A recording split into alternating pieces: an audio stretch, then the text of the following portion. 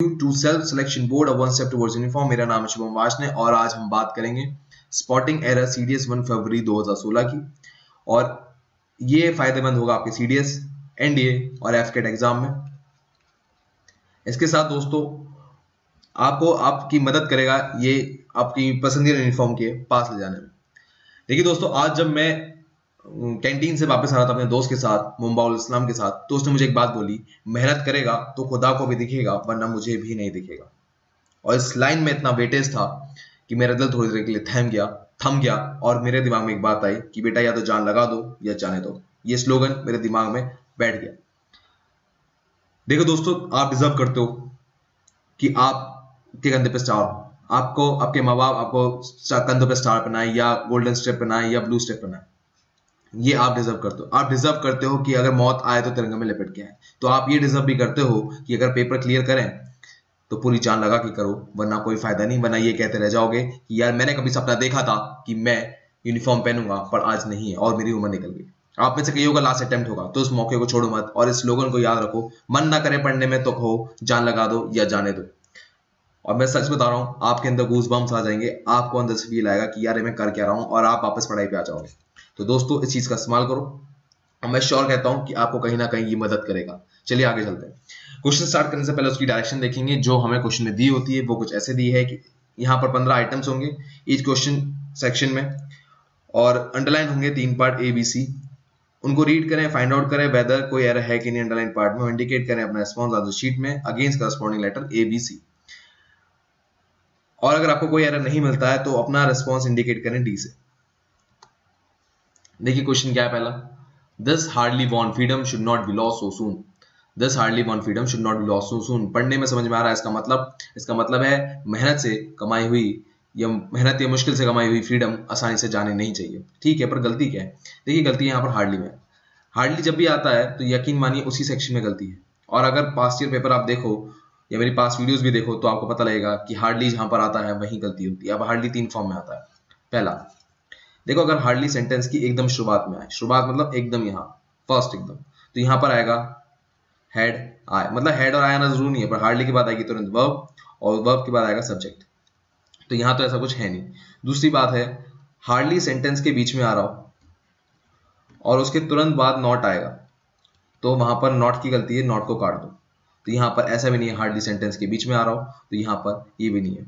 अगर मान लो इन दोनों में से कोई गलती नहीं है तो फिर क्या गलती होती है? हार्डली को हटा के हार्ड कर दो। ठीक है, तो यहां पर आ जाएगा, मिटा दूं मैं आपके लिए आसान हो जाएगा समझने के लिए। अगर मैं हार्डली में से एल वाई हटा दूं तो आपको मिलेगा this hard won freedom should not be lost so soon. तो आपको पता लग गया होगा कि यहां पर ये हार्ड नाउन की तरह काम कर रहा है। This hard won freedom should not be lost so soon. देखिए मैं ज्यादा ग्रामर में नहीं जाता, मैं ट्रिक की बात करता हूं क्योंकि यूपीएससी का पैटर्न सेम है, पुराने पेपर उठा के देखो आपको वही चीज मिलेगी। तो मैं ज्यादा डीप में ग्रामर नहीं जाता, सीधे ट्रिक की बात करता हूं, ट्रिक में क्या है। चलिए आगे चलते हैं। I try to meet the person whom you said was looking for me। देखिए यूपीएससी के ट्रेंड में whom कभी नहीं आएगा, यहां पर हमेशा who आएगा। whom बहुत ही फॉर्मल वे में इस्तेमाल किया जाता है और whom 99% नहीं यूज किया जाता। आप बोलते भी हो तो भी यूज नहीं करते हो। ठीक है, तो लैंग्वेज में, पैटर्न में और मॉडर्न इंग्लिश में whom का इस्तेमाल नहीं होता। अब who का इस्तेमाल होता है ज्यादातर 99% केस में। और यूपीएससी में कभी whom आया तो उस who में चेंज कर दो, गलती उसी में है, 99% गलती whom में ही है।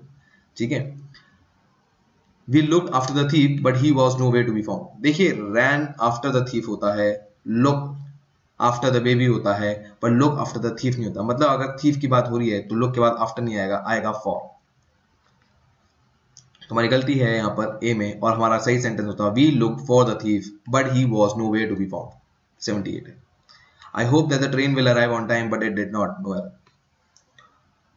I hoped that the train will arrive on time। देखो जब आप सेंटेंस करते हो आपको 3 बातों को ध्यान रखना, चेक करते वक्त आपको 3 बातों को ध्यान रखना है। पहला एब्सर्डनेस, दूसरा है लॉजिक एंड तीसरा है ब्रेक, सेंटेंस को ब्रेक करना। ब्रेक के बारे में बात करेंगे, आज शायद ब्रेक की बात नहीं हो पाएगी, आज ऐसा कुछ है नहीं। एब्सर्डनेस अब तक हम 3 में इस्तेमाल करते हैं, अब लॉजिक की बात करते हैं। देखो मैंने ऐसे लॉजिक किया, so I hope the train will arrive on the time but it did not work. देखो ईडी यहाँ लगा है, पास में ये है तो बीच में फ्यूचर कहां से आ गया, यहाँ तो वुड आना चाहिए। समझ में आ गया होगा आपको। Their all belongings were lost in the fire. Sentence समझ में आ गया कि सारी बिलोंगिंग आग में खो गई, ठीक है, लॉस्ट हो गई। ठीक, यहाँ पर बहुतों को दिक्कत आएगी, बिलोंगिंग्स नहीं आएगा, बिलोंगिंग आएगा, या वर नहीं आएगा, यहाँ वॉज आएगा, बट ऐसा कुछ नहीं है। यहाँ पर क्या है, कहाँ गया भाई, अरे आजा, यस ओवर हियर। या देखिए, बिलोंगिंग ज्यादातर यूज होता है प्लूरल फॉर्म में ही, बट बिलोंगिंग्स भी यूज होता है कब होता है, जब आपके वेरियस टाइप ऑफ बिलोंगिंग्स हो, मतलब कलेक्शन डिफरेंट टाइप के हो। जैसे यहां पर लिखा होगा आपको, during the raid police seize personal belongings, documents, drugs, paraphernalia, a quantity of a crack cocaine and small amount of cannabis. देखिए इसकी शायद मेरी प्रोनाउंसिएशन गलत होगी, बट आप मीनिंग पे जाइए। मैं कहना क्या चाह रहा हूँ, मैं कहना ये चाह रहा हूँ कि जब डिफरेंट टाइप्स ऑफ चीजें होती हैं तो हम यूज करते हैं बिलोंगिंग्स। जब हमने पर्सनल थे तो बहुत सारे पर्सन्स के बिलोंगिंग्स थे, वो अलग अलग थे, उसमें किसी में कपड़े होंगे, किसी में जूते होंगे, किसी में कुछ होंगे, तो वहां पर बिलोंगिंग्स माल हुआ। अब देखिए एक और sentence, she place the belongings in the empty cubby hole in the private closet with a label indicating the piles owner. देखिए मतलब पर्सन के, मतलब खुद के अपने सामान के लिए भी हम कहते हैं बिलोंगिंग्स, बिलोंगिंग नहीं कहते। तो राइट में हुआ बिलोंगिंग्स। तो यहां पर आपको क्लियर हो गया होगा कि यहां पर आएगा बिलोंगिंग्स, तो ये हो गया बिलोंगिंग्स। अब बात आती है वर आएगा या नहीं आएगा, तो वर यहाँ पर आएगा, बिलोंगिंग्स के साथ वर ही आता है। तो गलती कहाँ हुई या नो एरर है, देखिए गलती यहाँ पर है, देयर ऑल, यहाँ पर आएगा ऑल देयर। देखिए कुछ शब्द ऐसे होते हैं उनको डिजाइन ही हिसाब से हो रखा होता है कि वहां पर वो इस्तेमाल होते हैं उसी फॉर्म में जिस फॉर्म में, मतलब उनकी एक्सेंट्स जरूरत वहां पर इस फॉर्म में होती है, रिक्वायर्ड फॉर्म में। तो यहाँ पर है required form all their belongings, ना कि देयर ऑल। चलिए आगे चलते हैं। He was in the temper and refuse to disagree the matter again. देखिए पढ़ने में समझ में आ गया कि उसका मूड सही नहीं था एंड उसने रिफ्यूज किया तो मैटर को दोबारा डिस्कस करने से। पर मैं आपको एक एडिशनल बात बताऊंगा, एंगर, सैड, हैप्पीनेस या कोई भी इमोशनल स्टेट के आगे दा नहीं आता। दा हमेशा एक पर्टिकुलर चीज के आगे आता, ठीक है, पर्टिकुलर नाउन के आगे आता। तो यहां पर दा नहीं आएगा। चलिए तो गलती हुई यहाँ पर ए में। अगला वाला क्वेश्चन है, the decoration in your house are similar to his house. पढ़ने में बिल्कुल समझ में आ रहा होगा, डेकोरेशन तुम्हारे घर में है वो सिमिलर है उसके घर जैसी, बट यहाँ पर एक गलती है और उस गलती से पहले मैं आपको डिस्कस करना चाहूंगा दो चीजों को, दिस एंड दोज। दीज आता है पास वाली चीज को इंडिकेट करते हुए, these books are mine. Those आता है दूर की चीज, those things which you have seen yesterday are mine. तो जो आपसे इमोशनली कनेक्टेड हो और आपसे डिस्टेंस में बहुत दूर हो, या आपकी समझ लो दिमाग में हो वो चीज बट आपसे डिस्टेंस में बहुत दूर हो, तो वहां यूज करेंगे दोज। अब यहाँ पर दोज ही आएगा, यहाँ पर सी में। देखिए the decoration your house are similar to those in his house. समझ में आ गया होगा आपको, तो गलती है सी में। चलिए थोड़ी सफाई करते हैं जरा स्क्रीन की, जरा एक सेकंड लेंगे आपके। चलिए, despite of the increase in airfare, most people still prefer to travel by plane. No error. Despite of the increase in airfares, most people still prefer to travel by plane. देखिए आज की तारीख में English में कुछ modernisation आ जाती है और हम कुछ शब्दों को चेंज कर देते हैं। उस शब्दों में चेंज में डिस्पाइट ऑफ भी आया और अब हम ऑफ का इस्तेमाल नहीं करते। ये है despite the increase in airfare, most people still prefer to travel by plane. मतलब अब हमें अंग्रेजी में ऑफ का इस्तेमाल नहीं करना। आज भी हम बोल देते हैं कभी कभार, बट सही सेंटेंस अब ये है कि आपको ऑफ का इस्तेमाल नहीं करना। वो बोला जाएगा despite the increase in airfare, the most people still prefer to travel by plane. आगे चलते हैं। He told the boys that if they work hard they will surely pass. देखिए अगर किसी ने पुरानी वीडियो कही है तो वो कहेगा सर दैट यहाँ नहीं आएगा, दैट यहाँ पर आएगा, तो गलती हुई ए में। बट सीडीएस क्या करता है, वो पहले वर्ब को प्रेफरेंस देता है, मतलब टेंसेस को प्रेफरेंस देता है रेदर देन प्रीपोजिशन कंजक्शन को। तो अगर सेंटेंस को ध्यान से देखें, इस सेंटेंस को अगर ध्यान से देखें तो हम देखेंगे यहाँ पास्ट है, यहाँ पास्ट है, तो यहाँ फ्यूचर क्यों है, यहाँ पर तो वुड आएगा। आपको मिल गई होगी गलती। I shall write to you when I reach Chennai. देखिए जब सेंटेंस में दो एक्शन आ रहे हो और फ्यूचर में हो, तो जो सेकंड सेंटेंस का हाफ होता है वो प्रेजेंट टेंस में होता है, मतलब यहाँ शैल नहीं आएगा। I shall write to you when I reach Chennai, तो गलती हुई सी में। Neither of these two documents support your claim on the property. अब जिसको ग्रामर थोड़ी बहुत भी पता है वो कहेगा नाइदर और नॉर तो भाई एक साथ आते हैं, दोनों भाई भाई हैं। भाई मैं कह रहा हूं एकदम सही है, पर नाइदर और नॉर तब आते हैं जब दो ऑप्शंस की बात हो रखी हो। यहाँ पर कोई ऑप्शंस है, पढ़ने में नहीं लग रहा होगा कहीं नॉर फिट कर दूं। Neither of these two document support your claim on the property.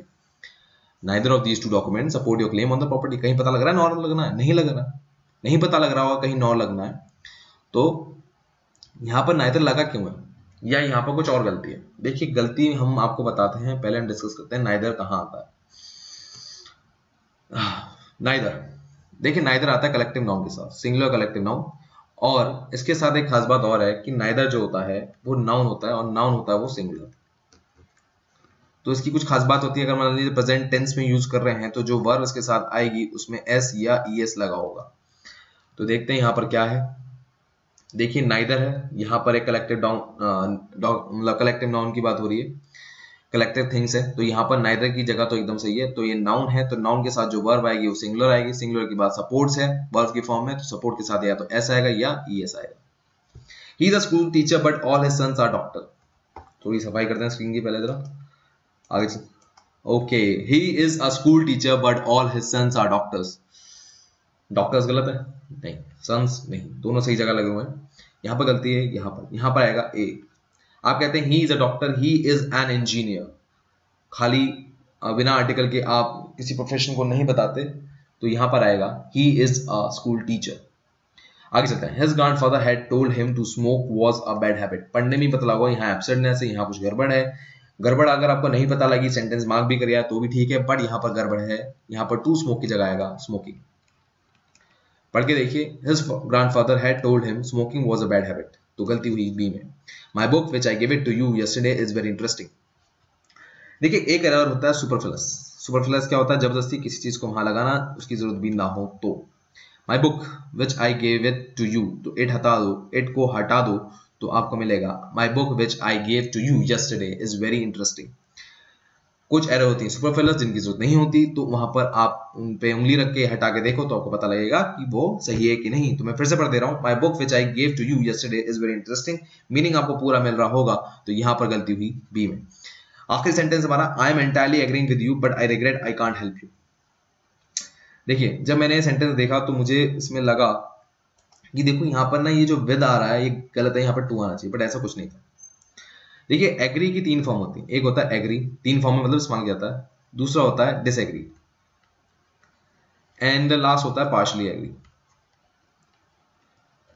मतलब कहना क्या चाह रहा हूं दोस्तों मैं, एग्री ही अपने आप में कहता है कि मैं कंप्लीटली एग्री हूं और मैं एंटायरली एग्री, उसके साथ एंटायरली और कंप्लीटली लगाने की कोई जरूरत नहीं है, तो यहां पर ये बेमतलब में लगा। I am agreeing with you but I regret I can't help you. इन तीन बातों को याद रखें, तो एग्री आपको कभी ना कभी धोखा जरूर देगा, क्योंकि मैं देखा है कि इंग्लिश बोलने में भी लोग एंटायरली और कंप्लीटली का यूज करते हैं, तो वो गलत है। दोस्तों ये होता है हमारा वीडियो का एंड। में जाने से पहले फिर वही बात कहूंगा, अब अपने सपनों को पाने के लिए तो जान लगा दो या भूल जाओ, क्योंकि मेहनत ना करना और मेहनत थोड़ी करना एक ही बात है। पूरी मेहनत से अपने गोल को अचीव कर देना, वो ही काबिलियत, उसी काबिलियत को सलाम की जाती है। चलिए हम लेते हैं आपसे विदा लेने से पहले हम आपसे कहेंगे कि आप मेरे फेसबुक लिंक, मेरे इंस्टाग्राम को जरूर लाइक करें। उस पेज पे आपको इंपॉर्टेंट इन्फॉर्मेशन मिलेंगी और कुछ ऐसी डॉक्यूमेंट्स मिलेंगे जो मैं शेयर नहीं करता हूँ यूट्यूब पे या नहीं कर पाता हूँ, तो वह वो डॉक्यूमेंट्स आपको वहां मिलेंगे। प्लस इस जो पास्ट ईयर पेपर हैं उनकी प्लेलिस्ट आपको डिस्क्रिप्शन बॉक्स में मिल जाएगी, उस पर जाएं, उस पर क्लिक करें और बाकी पास्ट ईयर पेपर को आप एक्सेस करें। और मैं आपसे लेता हूं विदा। जय हिंद और मिलते हैं हम आपसे अगली वीडियो में। Bye bye.